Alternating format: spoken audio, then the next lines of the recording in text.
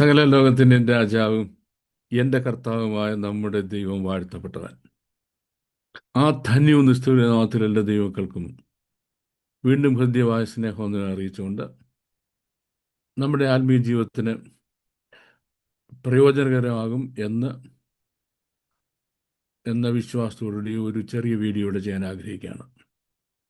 നിമ്രോദ് തിരികെ വരുന്ന നിമ്രോദ്. തിരിച്ചു വന്ന നിമ്രോദ് എന്ന് പറഞ്ഞാൽ കുറെ കൂടെ ശരിയാണ്. ഞാൻ നിങ്ങൾക്ക് പരിചയമുള്ള ആളാണെങ്കിലും എന്നാലും ഒരു പ്രാവശ്യം കൂടെ നിമ്രോദിനെ ഒന്ന് നിങ്ങൾക്ക് പരിചയപ്പെടുത്തരാം. അതിനുകൊണ്ട് നമുക്ക് ഉൽപ്പത്തി പുസ്തകം 10-ാം അധ്യായത്തിലേക്ക് വരണം ആണെന്ന് തോന്നുന്നു. 11-ാം അധ്യായം. ഉൽപ്പത്തി പുസ്തകം 11-ാം അധ്യായം തുടങ്ങുമ്പോൾ നമ്മൾ വായിക്കുന്നത്: ഭൂമിയിലൊക്കെയും ഒരേ ഭാഷയും ഒരേ വാക്കുമായിരുന്നു. എന്നാൽ അവർ കിഴക്കോട്ട് യാത്ര ചെയ്തു. ശിനാർ ദേശത്ത് ഒരു സമഭൂമി കണ്ടു. അവിടെ കയറിയിരുന്നു. അവർ തമ്മിൽ, വരുവീൻ, നാം ഇഷ്ടിക അറുത്ത് ചുടുക എന്ന് പറഞ്ഞു. അങ്ങനെ അവർ ഇഷ്ടിക കല്ലായും പശമണ്ണ് കുമ്മായം ഉപയോഗിച്ചു. വരുവീൻ, നാം ഭൂതലത്തിലൊക്കെയും ചിതറിപ്പോകാതിരിക്കേണ്ടതിന് ഒരു പട്ടണവും ആകാശത്തോടെ എത്തുന്ന ഒരു ഗോപുരവും പണിക, നമുക്ക് ഒരു പേരുണ്ടാക്കുക എന്നവർ പറഞ്ഞു. Come on, let's have a name. Let us have a name. ഇത് ജലപ്രളയത്തിന് ശേഷം, നോഹയുടെ കാലത്തെ ജലപ്രളയത്തിന് ശേഷം സംഭവിച്ച പ്രധാനപ്പെട്ട ഒരു കാര്യമാണ്. ഇവിടെ ദൈവത്തിനും ദൈവത്തിൻ്റെ പദ്ധതിക്കും വിരോധമായി. മനുഷ്യനെ പറ്റി എത്രയും ശ്രേഷ്ഠകരമായ പദ്ധതികളുള്ളത് സൃഷ്ടാവായ ദൈവത്തിനാണ്. സൃഷ്ടാവായ ദൈവത്തിന് തൻ്റെ സൃഷ്ടിയായ മനുഷ്യനെ പറ്റിയുള്ള പദ്ധതികളോളം ശ്രേഷ്ഠമല്ല വേറെ ആർക്കുമുള്ള പദ്ധതികൾ. അതുകൊണ്ടാണ് യെശയ്യാ 55-ാം അധ്യായത്തിൽ ദൈവം പറയുന്നത്: എൻ്റെ ചിന്തകളല്ല നിങ്ങളുടെ ചിന്തകൾ, എൻ്റെ വഴികളല്ല നിങ്ങളുടെ വഴികളും. ആകാശം ഭൂമിക്ക് വേദ ഉന്നതമായിരിക്കുന്ന പോലെ എൻ്റെ വഴികൾ നിങ്ങളുടെ വഴികളെക്കാളും, എൻ്റെ ചിന്തകൾ നിങ്ങളുടെ ചിന്തകളെക്കാളും വലുതാണ്. ആകാശവും ഭൂമിയും തമ്മിൽ എന്ത് ഡിസ്റ്റൻസ് ഉണ്ട്, അതുപോലെ ശ്രേഷ്ഠമാണ് ദൈവത്തിന് നമ്മെ പറ്റിയുള്ള ചിന്തകൾ. അതുപോലെ ശ്രേഷ്ഠമായ വഴികളാണ് തൻ്റെ മക്കളെ നടത്തണമെന്ന് ദൈവം ആഗ്രഹിക്കുന്നത്. ഈ കാര്യം പലപ്പോഴും മനുഷ്യന് മനസ്സിലാക്കാൻ കഴിയുന്നില്ല. എന്തുകൊണ്ട് മനസ്സിലാക്കാൻ കഴിയുന്നില്ല എന്ന് ചോദിച്ചാൽ, വിശുദ്ധ തിരുവെഴുത്തുകളിൽ തന്നെ നമുക്കൊരു മറുപടി കണ്ടെത്താം. ദൈവപ്രതിമയായ യേശു ക്രിസ്തുവിൻ്റെ തേജസ്സുള്ള സുവിശേഷത്തിൻ്റെ പ്രകാശനം ശോഭിക്കാതിരിക്കാൻ ഈ ലോകത്തിന് ദൈവം അവിശ്വാസികളുടെ മനസ്സ് കുരുടാക്കുന്നു. അതെല്ലാ കാലവും സംഭവിക്കുന്നതാണ്. എല്ലാ കാലവും സംഭവിക്കുന്നതാണ്. ഏതൊക്കെ സമയത്ത് ദൈവം തൻ്റെ ജനത്തെ തൻ്റെ വഴികൾ നടത്തണമെന്ന് ആഗ്രഹിക്കുന്നു, അപ്പോഴൊക്കെ അവർക്ക് അതിനേക്കാൾ മെച്ചമായ വേറൊരു വഴി അവരെ കൊണ്ട് സാധിക്കും എന്ന് ചിന്തിക്കുന്നു. തിരുവെഴുത്തുകളിൽ നിന്നും ലോക ചരിത്രത്തിൽ നിന്നും നമുക്ക് ധാരാളം തെളിവുകൾ കൊണ്ട് സ്ഥാപിക്കുവാൻ കഴിയുന്ന ഒരു കാര്യമാണിത്. ഞാൻ ഒരു ഉദാഹരണം പറയാം. മോശയുടെ കൈക്കീഴിൽ ജനം ഏതാണ്ട് വാഗ്ദത്ത നാടിൻ്റെ മറുകരയെത്തി. വാഗ്ദത്ത നാടിൻ്റെ മറുകരയെത്തിയ ജനം ഇനിയും അക്കരെ കയറിയച്ചാൽ മതി. അപ്പം അവര് ഓരോ ഗോത്രത്തിൽ നിന്ന് അവരുടെ റെപ്രസെൻറ്റേറ്റീവിനെ തിരഞ്ഞെടുത്ത് വിടുന്നു. തിരികെ വന്ന് രണ്ടുപേരും ബാക്കിയുള്ളവർ ദോഷകരമായ അഭിപ്രായം പറയുന്നു. തൽഫലമായിട്ട് 40 വർഷം അവർ മരുഭൂമിയിൽ ചുറ്റിക്കറങ്ങേണ്ടി നടക്കേണ്ടി വരുന്നു. ഈ സംഭവമൊക്കെ നമ്മൾക്കറിയാം. അതിൻ്റെ ഈ സംഭവത്തെപ്പറ്റി എഴുതുന്ന സമയത്ത് അവിടെ നടന്ന ഒരു കാര്യം മോശ പറഞ്ഞില്ല. എന്തുകൊണ്ടാണ് മോശ ഇല്ലെന്നുള്ളതിന് വ്യക്തമായ കാരണങ്ങൾ നമ്മൾ സൂക്ഷിച്ച് നോക്കി അറിയാൻ കഴിയും. എന്നാൽ വർഷങ്ങൾ കഴിഞ്ഞ് ആവർത്തന പുസ്തകം നമ്മൾ തുടങ്ങുമ്പോൾ, എഴുതി തുടങ്ങുമ്പോൾ ദൈവം വേറൊരു തലമുറയോട് സംസാരിക്കുക. ആ ഫസ്റ്റ് ജനറേഷൻ മുഴുവൻ മരുഭൂമിയിൽ പട്ടുപോയി. ഇനി സെക്കൻഡ് ജനറേഷനോട് നിങ്ങൾ നിങ്ങളുടെ പിതാക്കന്മാരെ പോലെ ദുശാഠ്യമുള്ളവരാകരുത് എന്ന് വാണിംഗ് കൊടുത്തിട്ട് പറഞ്ഞു. ഇത് 40 വർഷം മുമ്പ് ദൈവം എന്നോട് പറഞ്ഞു, ഞാൻ നിങ്ങളെ വാഗ്ദത്തം നേടേണ്ട അതിലെത്തിയിരിക്കുന്നു. Just go and take it, possess it. പോയി എടുത്താൽ മതിയെന്ന്. Just go and possess it. Just go and possess it എന്ന് പോയി എടുത്തുകൊള്ളുക എന്ന് ദൈവം പറയുമ്പോൾ ഇത് പറയാനുള്ള റീസൺ, അവർക്കറിയത്തില്ല അവരെവിടാന്ന്. ദൈവത്തിനറിയാം അവരെവിടെയാണെന്ന്. എന്തുകൊണ്ട്? ദൈവം അവരെ പറ്റി പറഞ്ഞു, ഞാൻ മാറിടത്തിൽ വഹിക്കുന്ന എൻ്റെ കുഞ്ഞുങ്ങളെന്ന. He was carrying them on the shoulders. ദൈവം അവരെ തൻ്റെ ഭുജങ്ങളിൽ വഹിക്കുക. ഭുജങ്ങൾ വഹിക്കുക. ആ ഭുജങ്ങൾ വഹിക്കുന്നവരെ ആ ബോധമുണ്ടെങ്കിൽ ബാക്കി സകലതും അവരുടെ കാൽ കീഴാണ്. കനാന്യർ, ഹിത്യർ, പെരിസ്യർ തുടങ്ങിയ ബലമുള്ള ജാതികളും കരുത്തുള്ള പട്ടണങ്ങളും അസാധ്യമെന്ന് തോന്നുന്ന സകലതും അവരുടെ കാൽ കീഴാണ്. അവർ ദൈവത്തിൻ്റെ തോളിലാണ്, ഭുജങ്ങളിലാണ് എന്ന ബോധം അവർക്കുണ്ടെങ്കിൽ. ആ ബോധം അവർക്കില്ലായിരുന്നു. അതുകൊണ്ട് അവർ മോശയോട് പറഞ്ഞു, വെയിറ്റ്, ഞങ്ങള് മിടുക്കന്മാരെ കുറെ ആളുകളെ ഞങ്ങളുടെ ഗോത്രങ്ങളിൽ നിന്ന് ഇപ്പം തിരഞ്ഞെടുക്കാം. അവർ പോയി ഞങ്ങൾ പോകേണ്ട വഴി, തിരഞ്ഞെടുക്കേണ്ട പാത, പിടിക്കേണ്ട പട്ടണങ്ങൾ, അതിൻ്റെയൊക്കെ ഒരു റോഡ് മാപ്പും ഒരു ബ്ലൂ പ്രിന്റും ഉണ്ടാക്കി കൊണ്ടുവരട്ടെ. നോക്കിക്കേ, മിസ്രൈമിൽ അങ്ങനെ വിടുവിക്കപ്പെടും. ഒരു ധാരണയുമില്ല. Blue print ദൈവത്തിൻ്റെതായിരുന്നു. കാരണം കുഞ്ഞാടിൻ്റെ ചോരയ്ക്ക് വിടുവിക്കാനുള്ള ശക്തി ഉണ്ടെന്നുള്ളത് ദൈവത്തിനറിയാം. അവരുടെ ബ്ലൂ പ്രിന്റ് കൊണ്ടല്ല അവർ മിസ്രൈമിൽ ഇറങ്ങിയത്. ചെങ്കടലിൻ്റെ അടിയിൽ ഹൈവേ ഉണ്ടായിരുന്നു, അതും അവർക്കറിയത്തില്ലായിരുന്നു.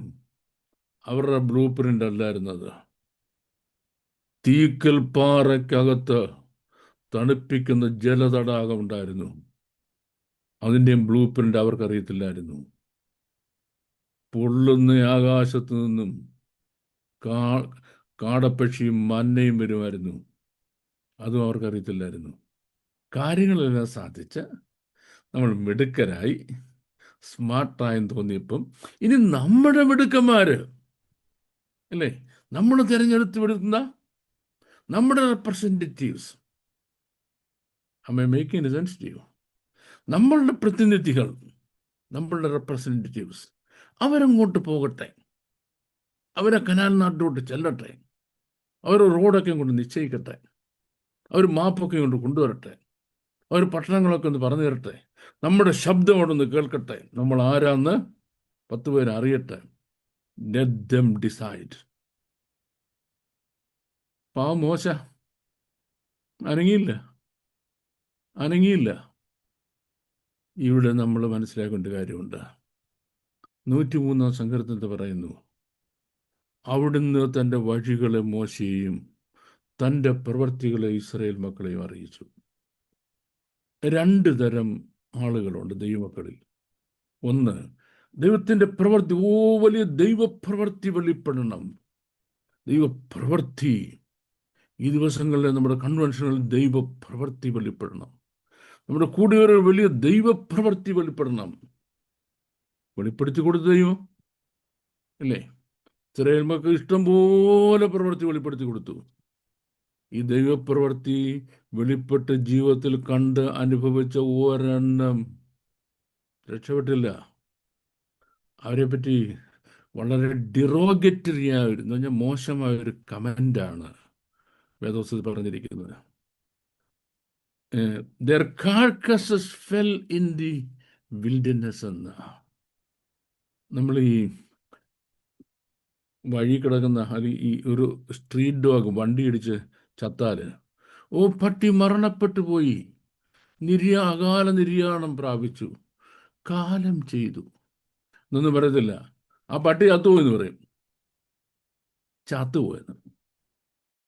ദൈവപ്രവൃത്തി ഒരുപാട് കണ്ട ജനത്തെപ്പറ്റി വിശുദ്ധ തിരുവെഴുത്ത് പറഞ്ഞത് their carcasses fell in the wilderness എന്നാ. പട്ടിയാകും പോലെ അവിടെ ചത്തു കിടന്ന. പക്ഷെ ഒരു മനുഷ്യന് ദൈവപ്രവൃത്തിയേക്കാൾ ദൈവത്തിൻ്റെ വഴികൾ,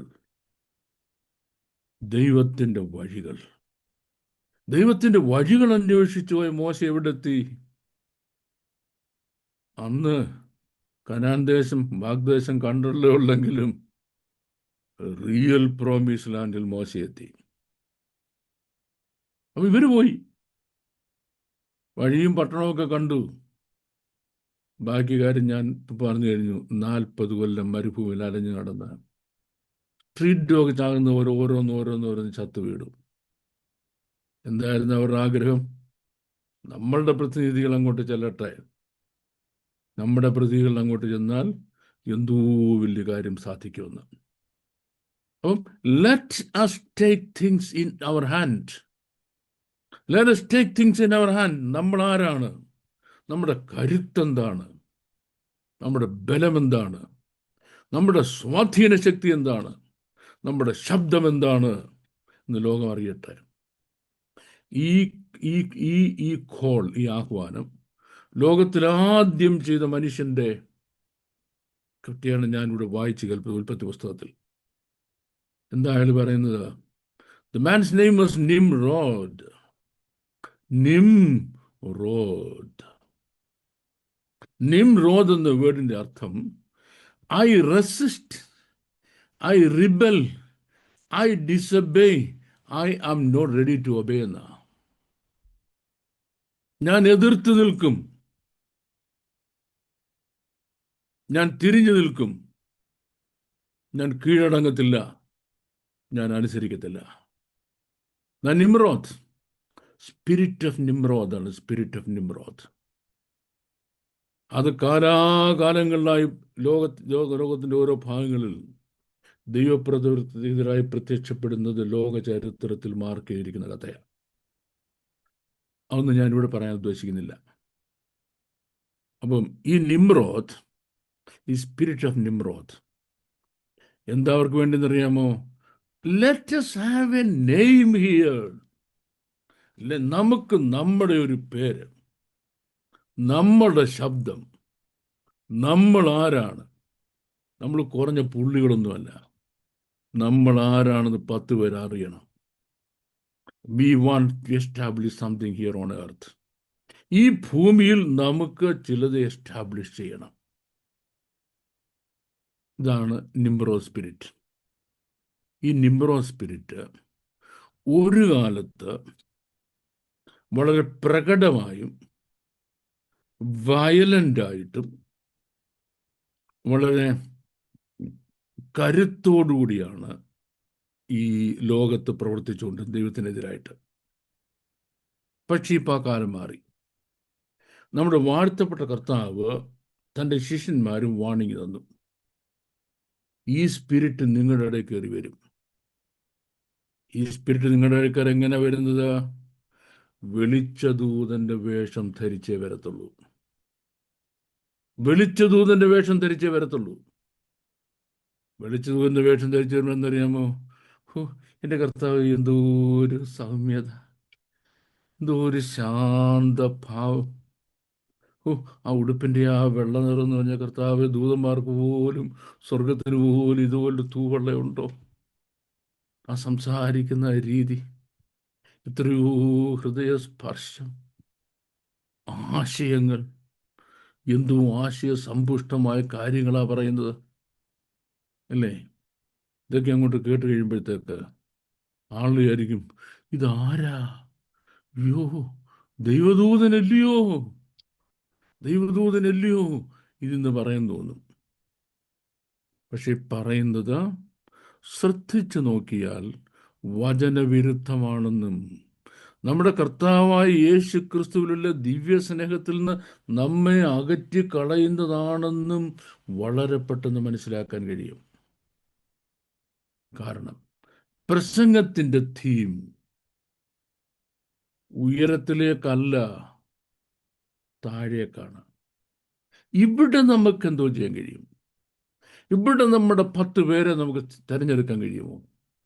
നമ്മുടെ 10 പേരെ നമുക്ക് തിരഞ്ഞെടുക്കാൻ കഴിയുമോ? നമ്മുടെ ആൾക്കാർ മുന്നോട്ട് പോകാൻ കാണുമോ? നമുക്കൊരു പേരുണ്ടാകുമോ? നമുക്കൊരു സ്വാധീന ശക്തിയായി മാറാൻ കഴിയുമോ? നമുക്കൊരു സ്വാധീന ശക്തിയാകാൻ മാറാൻ കഴിയുമോ? ഇത് ആരോടായി പ്രസംഗിക്കുന്നത്? ആരോടായി പ്രസംഗിക്കുന്നത്? ഒരു കാലത്ത് വലിയ പള്ളിയും തിരുവേനിയും അച്ഛനും കന്യാസ്ത്രീയൊക്കെയുള്ള വീടും, പിന്നെ അങ്ങാടിയിൽ മുഖ്യാസനം, പള്ളിയിൽ വന്ദനവും, ഇതൊക്കെ ഉണ്ടായിരുന്ന ഒരു കൂട്ടം ആളുകൾ. നമ്മുടെ ഒരു പഴയ മലയാളത്തിലെ പാട്ടുകാരനെ ഞാൻ എപ്പോഴും ഉദ്ധരിക്കാറുണ്ട്. ഈ ആളുകളൊക്കെ ആ പഴയ പാട്ടുകാരൻ പാടിയ പോലെ, ആഴിയെന്ന് ഓർത്തില്ല, ആഴമാരാഞ്ഞില്ല, അലകൾക്ക് ഭയപ്പെട്ടില്ല, ഇറങ്ങി ഞാൻ പ്രിയനെ സമുദ്രത്തിൻ്റെ നടുവിൽ, നീ വിളിച്ചു, നിന്റെ വിളി കേട്ട് ഇറങ്ങിത്തിരിച്ചതാണെന്ന്. അങ്ങനെ ഇറങ്ങിത്തിരിച്ചവരുടെ തലമുറകളോടാ. അവരുടെ ശബ്ദം കേൾപ്പിക്കാൻ അവർക്ക് ആളുണ്ടായിരുന്നു. അവരുടെ പ്രതിനിധികളെ അയക്കാൻ ആളുണ്ടായിരുന്ന ഒരു സമൂഹത്തിൽ നിന്ന്, മനസ്സിലായോ, സ്ഥിരാകേന്ദ്രങ്ങളിലേക്കും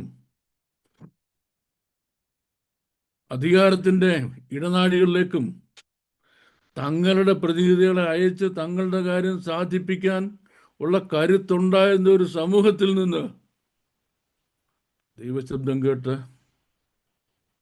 വിശുദ്ധിക്കും വേർപാടിനും വേണ്ടി ഇറങ്ങിത്തിരിച്ച ഒരു ജനതയുടെ പിന്തലമുറക്കാരോടായി പറയുന്നത്. ഇത് പറയുന്നത് നമുക്ക് നമ്മുടെ റെപ്രസെൻറ്റേറ്റീവ്സിനെ അയച്ച് നമ്മുടെ പേര് അവിടെ കേൾപ്പിച്ച് നമ്മൾ ആരാണെന്ന് 10 പേരെ അറിയിക്കണം. ഞാൻ വളരെ വ്യക്തമായിട്ട് കാര്യം പറയാം. ഈ രോഗം, ഏത് രോഗം? ഭരിക്കുന്ന ഗവൺമെൻറ്റുകൾ ഞങ്ങൾ കയറി ഗവൺമെൻറ്റിനെ കൊണ്ട് ഞങ്ങളുടെ കാര്യങ്ങൾ നടത്തിക്കുമ്പോഴേ ദൈവസഭയ്ക്ക്, ദൈവമക്കൾക്ക് ഒരു നിലവാരം, ഒരു സ്റ്റാൻഡേർഡ്, ഒരു റെസ്പെക്റ്റ്, ഒരു വോയിസ്, ഒരു ഹോൾഡ് ഉണ്ടാകാൻ കഴിയത്തുള്ളൂ. എന്ന് പറഞ്ഞ് പാശ്ചാത്യ രാജ്യങ്ങളിൽ ഓരോ രാജ്യങ്ങൾ ആ വഴിക്ക് തിരിഞ്ഞപ്പോൾ അതിൽ ഓരോ രാജ്യങ്ങളിൽ നിന്നും ക്രിസ്ത്യാനിറ്റി പടിയിറങ്ങിപ്പോയത് മാത്രമേ ചരിത്രത്തിലുള്ളൂ. യെസ്, അത് മാത്രമേ ഉള്ളൂ. പാരീസ് ഇൻക്വിസിഷൻസിനെ പറ്റി പഠിക്കണം. ആരാ ഭരിച്ചിരുന്നത്? സഭയാ പാരീസ് ഭരിച്ചിരുന്നത്. സഭയുടെ റെപ്രസെൻറ്റേറ്റീവ്സ്. ക്രിസ്ത്യാനിറ്റി കുത്തി. ഇനി ഇംഗ്ലണ്ടിൻ്റെ ചരിത്രം എടുക്കാം. എത്രയോ ആയിരം വർഷങ്ങൾക്ക് മുൻപ് സഭയും ഭരണകൂടവും തമ്മിലുള്ള ഭിന്നത ആരംഭിച്ചതാ. സഭ ഡോമിനേറ്റ് ചെയ്ത് ഭരണകൂടത്തെ. സഭ ഭരണകൂടത്തെ ഡോമിനേറ്റ് ചെയ്യുമ്പോൾ നഷ്ടപ്പെടുന്ന പോകുന്ന സാധനമാണ് നിർമ്മല ഭക്തി എന്നുള്ളത്. കാരണം സഭയുടെ കാര്യങ്ങൾ സാധിച്ചു തരാൻ ആരുണ്ട്? ഗവൺമെൻറ് ഉണ്ട്. അല്ല, ഇവർ തന്നെയാണല്ലോ ഭരിക്കുന്നത്. ഗവൺമെൻറ് ഉണ്ട്. അതിലെന്താണ് തെറ്റെന്നും ആളോട് ചോദിച്ചേക്കാം. ഒരു ഐഡിയോളജിക്കൽ മിസ്റ്റേക്ക് അതിനകത്തുണ്ട്. നമ്മുടെ പൗരത്വമോ സ്വർഗത്തിലാണ്. അവിടുന്ന് നമ്മുടെ കർത്താവായ യേശുക്രിസ്തു രാജാവായി വരും എന്ന് നാം കാത്തിരിക്കുന്നു.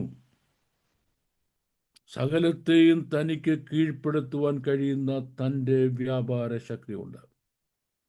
നമ്മുടെ താഴ്ചയുള്ള ശരീരത്തെ ആ മഹത്വമുള്ള ശരീരത്തോട് അനുരൂപമായി രൂപാന്തരപ്പെടുത്തും. ഇത് സഭയുടെ ഭാഗ്യകരമായ പ്രത്യാശയാണ്. നമ്മുടെ വാഴ്ത്തപ്പെട്ട കർത്താവ് പറയാ, നിങ്ങൾ ലോകക്കാരായിരുന്നു. ലോകം നിങ്ങളെ അന്ന് സ്നേഹിച്ചിരുന്നു, പക്ഷെ ഞാൻ എന്ത് ചെയ്യുന്നു? നിങ്ങളെ ലോകത്തിൽ നിന്ന് എടുത്തു. ഇപ്പോൾ നിങ്ങൾ ലോകക്കാരല്ല. നോ, ഇപ്പോൾ നിങ്ങൾ ലോകക്കാരല്ല. ആയിരുന്നുവെങ്കിൽ ലോകം തനിക്കുള്ളത് സ്നേഹിക്കുന്നതുകൊണ്ട് നിങ്ങളെയും സ്നേഹിക്കുമായിരുന്നു.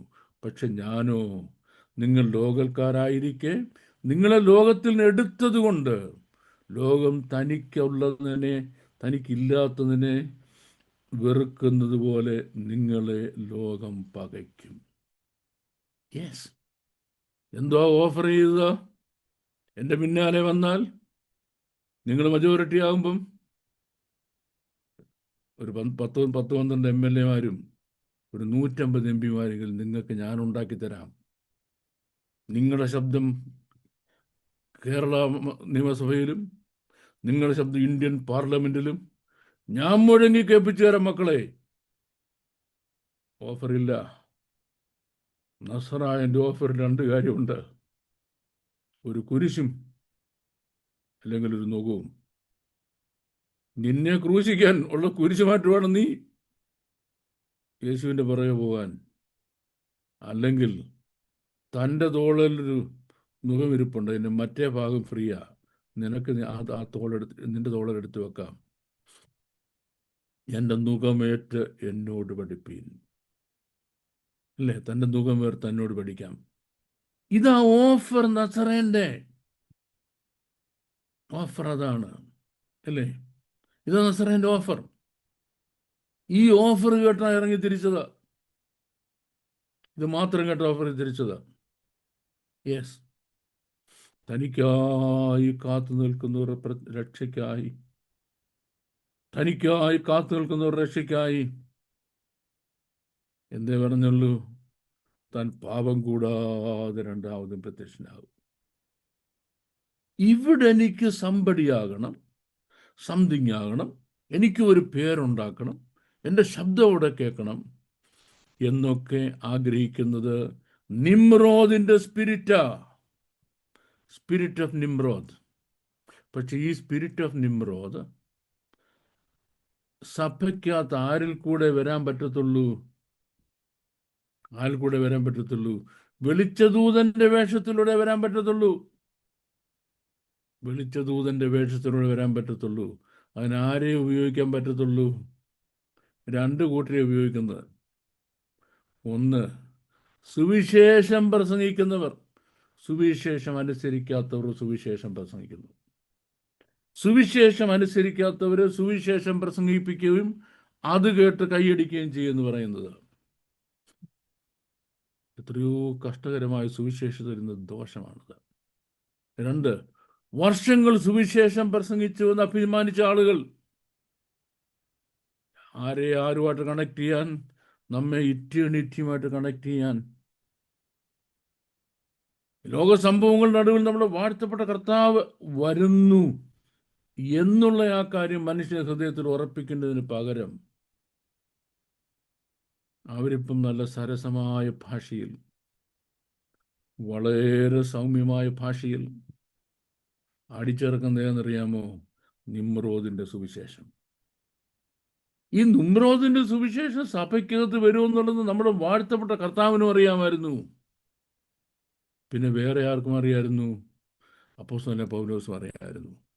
എഫെസോസിലെ വിശ്വാസികളെ വിളിച്ചു കൂട്ടിയിട്ട് അവരോട് പറയാ, ഞാൻ പോയ ശേഷം ആട്ടിൻകൂട്ടത്തെ ആദരിക്കാത്ത കൊടിയ ചെന്നായ്ക്കൾ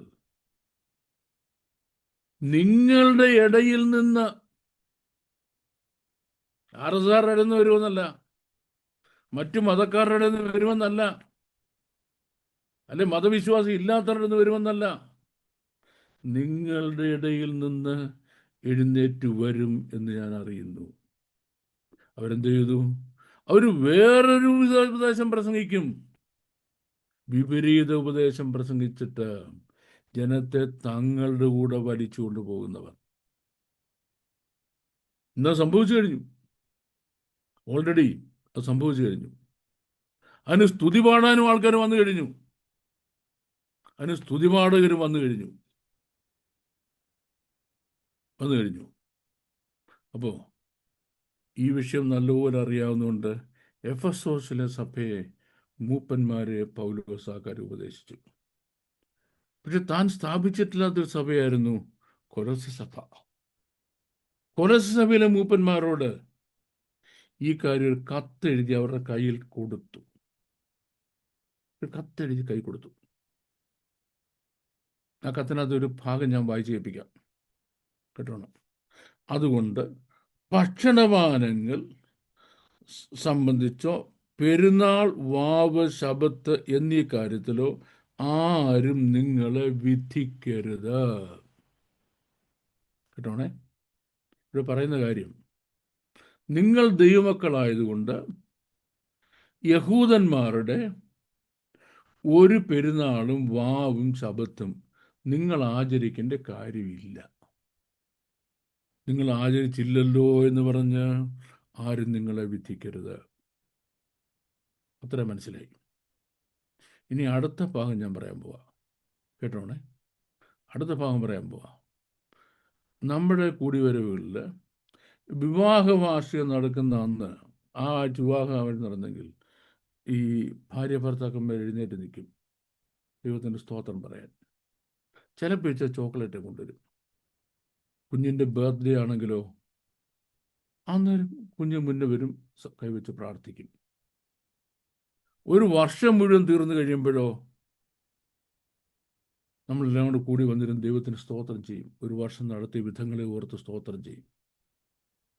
ചിലരാണെങ്കിൽ ഇച്ചിരി ഭക്ഷണമൊക്കെ ഉണ്ടാക്കി ദൈവസന്നിധി കഴിക്കും. ഇത് ഏതല്ല, യഹൂദന്മാരുടെ വാവും ശബത്തും ആണ്ടും തീയതി ഒന്നുമല്ല. ദൈവസന്നിധിയിൽ സ്തോത്രം ചെയ്യാൻ വരിക. ഈ സ്തോത്രം ചെയ്യാൻ വരുന്ന ഇതിനെ പോലും മറ്റേതുമായിട്ട് കണക്ട് ചെയ്തിട്ട് അത് മഹാപാപമാണെന്ന് പ്രസംഗിക്കുന്ന മിടുക്കന്മാരും നമ്മുടെ ഇടയിലുണ്ട്. എന്തുമാത്രം ആശയക്കുഴപ്പം ആൾക്കാർക്കുണ്ടായത്, എന്തുമാത്രം ജീവിതത്തിൽ സംഭവിക്കുന്ന എല്ലാ കാര്യങ്ങൾക്കും ദൈവസന്നിധിയിൽ സ്തോത്രം ചെയ്യണം. എല്ലാ കാര്യങ്ങളും ദൈവസന്നിധിയിൽ സ്തോത്രം ചെയ്യണം. കുഞ്ഞ് നല്ല മാർക്ക് മേടിച്ച് പാസ്സായി, സ്തോത്രം ചെയ്യണം. നല്ല ജോലി കിട്ടി, വിദേശത്ത് പോകാൻ കഴിഞ്ഞു, വിവാഹം കഴിഞ്ഞു, കുഞ്ഞുണ്ടായി, വീട് മേടിക്കാൻ കഴിഞ്ഞു, അല്ലെങ്കിൽ വീട് വെക്കാൻ കഴിഞ്ഞു, വാഹനം മേടിക്കാൻ കഴിഞ്ഞു. ജീവിതത്തിൽ സംഭവിക്കുന്ന എല്ലാത്തിനും ദൈവസന്നിധിയിൽ വന്നിട്ട് സ്തോത്രം ചെയ്യണം. സന്തോഷം മറ്റുള്ളവർ പങ്കുവെക്കണം. ഇതെന്തുമല്ല ആഹാര സാധനങ്ങൾ, ഭക്ഷ്യപാനീയങ്ങൾ എന്നിവ സംബന്ധിച്ച ആളുകൾ നിങ്ങളെ വഞ്ചിക്കുന്ന കാര്യമല്ല. ഇനി ഇവ വരുവാനുള്ളവരുടെ നീളല്ല, മുമ്പേ പറഞ്ഞ യഹൂദന്മാരുടെ കാര്യമാണ്. ഇനി ദേഹം എന്നതോ ക്രിസ്തുവിനുള്ളത്. ഇനി താഴ്മയിലും ദൂതന്മാരെ ആരാധിക്കുന്നതിൽ രസിച്ച്.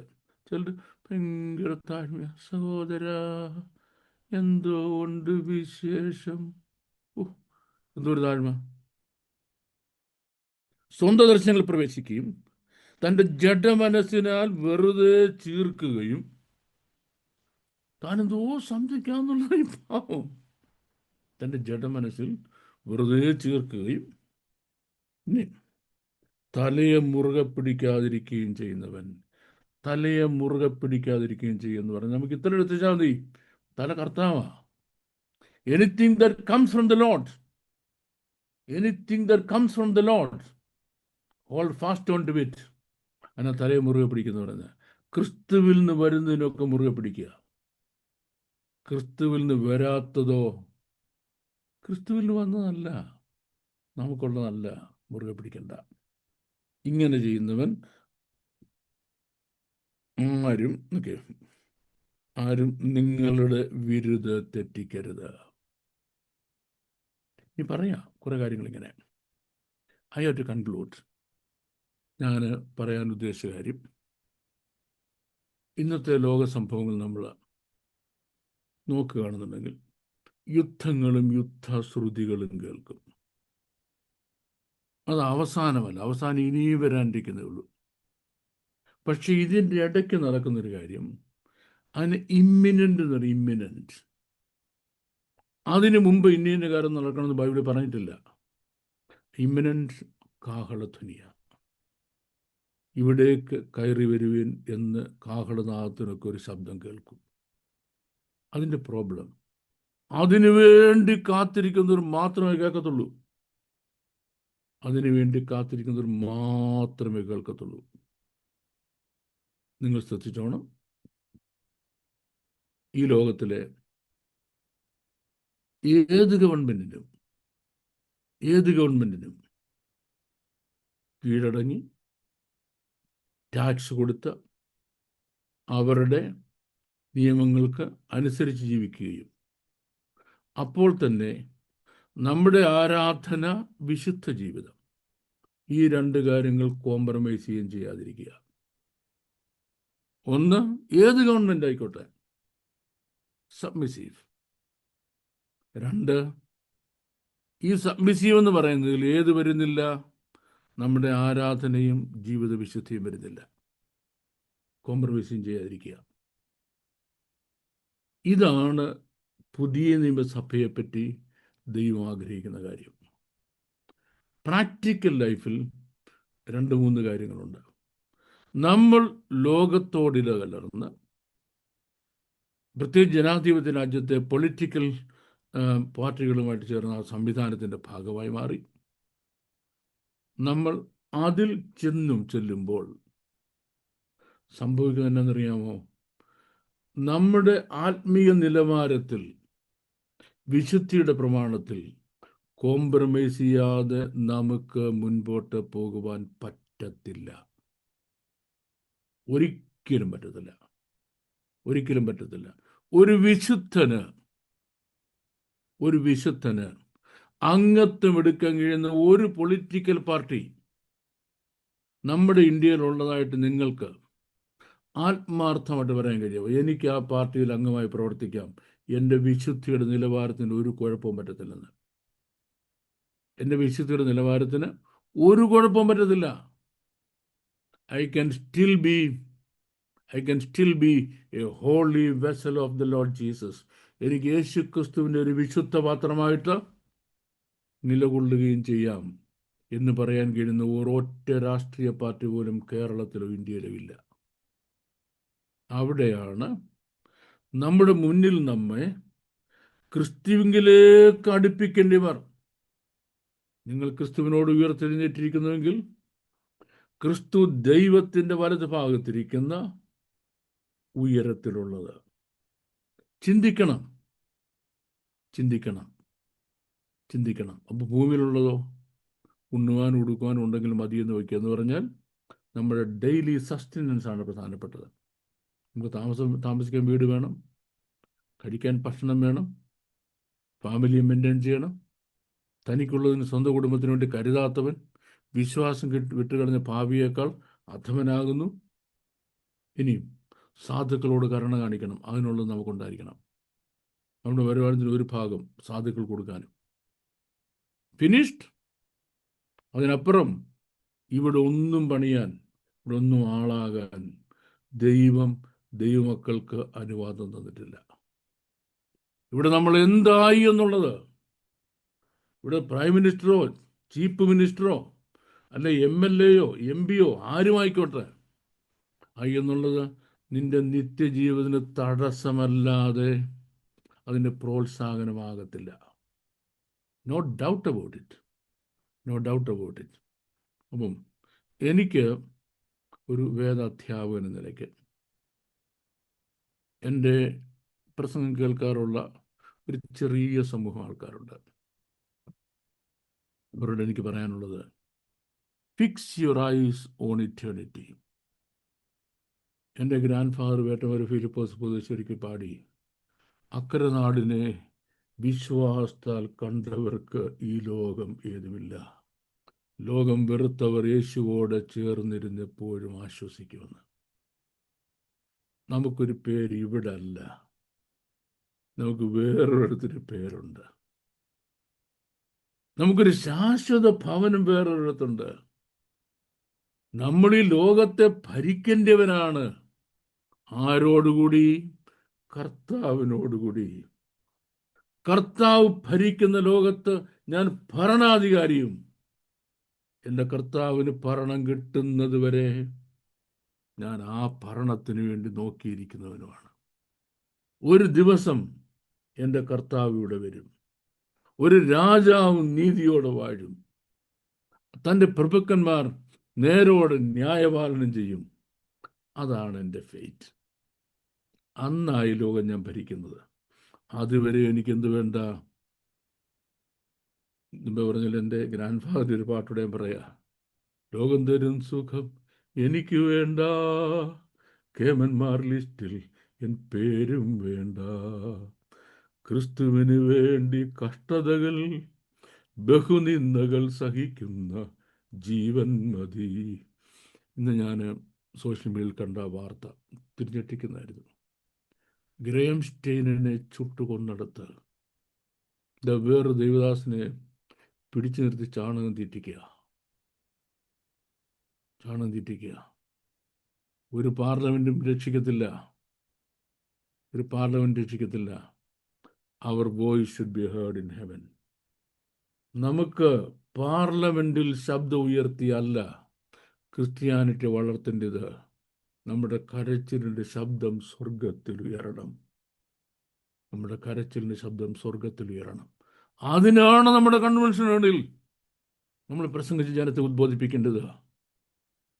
നാം വന്നെത്തിയിരിക്കുന്ന ഈ കാലഘട്ടത്തെ ഓർത്ത് കരയാനാണ് നമ്മളെ പ്രോത്സാഹിപ്പിക്കേണ്ടത്. അല്ലാതെ പാർലമെന്റിലേക്ക് നമ്മുടെ ശബ്ദം കേൾപ്പിക്കാനല്ല. നിമ്രോദ് തിരിച്ചു വരുന്നു. എനിക്ക് നിമ്രോദിന്റെ വഴി വേണ്ട. യെരുശലേമിൻ തെരുവിലൂടെ കുരിശുമരം ചുമന്ന് കാൽവറിയോളം വീണ് എഴുന്നേറ്റും നടന്നുപോയ നാസറായന്റെ വഴി മതി. ദൈവം നമ്മെ സഹായിക്കട്ടെ. Thank you.